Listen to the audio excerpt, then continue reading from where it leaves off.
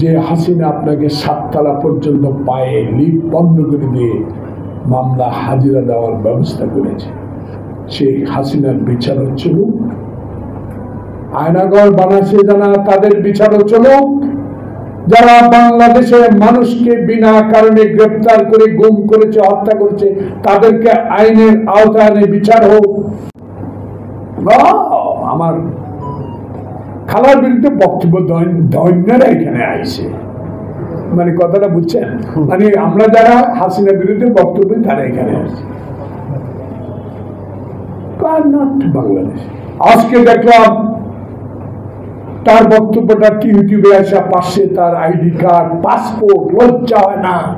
বাংলাদেশের প্রধানমন্ত্রী, তুমি বিদেশি নাগরিককে পাসপোর্ট, আইডি কার্ড কি করে বানিয়ে দাও?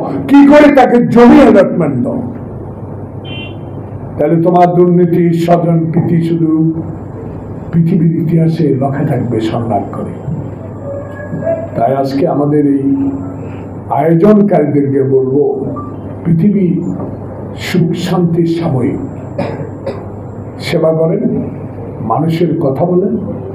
খালেদা জিয়ার নাম যেভাবে চিরদিনের জন্য লেখা থাকবে, আপনারা এমন নেতা হন, আপনাদের এই নামগুলো যেন জনগণের সেবায় নিয়ে যেতেছিলেন সেটা লেখা থাকবে। কারণ আমরা যে কোনো দিন, যে কোনো সময় চলে যাব, কিন্তু বাংলাদেশে একজন রণাঙ্গনের যুদ্ধ হিসাবে আমি শেষ একটি কথা বলে শেষ করতে চাই। আসুন ডক্টর মোহাম্মদ ইউনূস সাহেব, আপনি একজন গুরুত্বপূর্ণ ব্যক্তি। আল্লাহ পাক আপনাকে অনেক সম্মান দিয়েছে, অনেক বুদ্ধি মর্তা লোক। আপনার গ্রামের মানুষের জন্য গ্রামীণ ব্যাংক করে যে ইতিহাস সৃষ্টি করে নোবেল জয়ী হয়ে এসেছেন, সেই নোবেল নিয়েও হাসিনা পার্লামেন্টে বলছে কি একটা কাগজ, এটা পয়সা দিলেই পাওয়া যায়।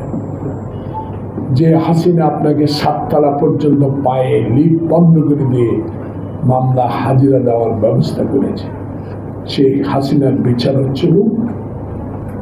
আয়নাগর বানাচ্ছে যারা, তাদের বিচারও চলুক। যারা বাংলাদেশের মানুষকে বিনা কারণে গ্রেপ্তার করে গুম করেছে, হত্যা করেছে, তাদেরকে আইনের আওতায় বিচার হোক। কিন্তু চলমান প্রক্রিয়াকে ব্যাহত করার জন্য বাংলাদেশে আরেকটি চক্র খুবই তৎপর। সেই চক্রটা হলো আওয়ামী লীগ এবং তাদের দোসরেরা। সেই দোসরেরা কিছু কিছু আপনার মধ্যে আছে, আপনার সরকারে আছে।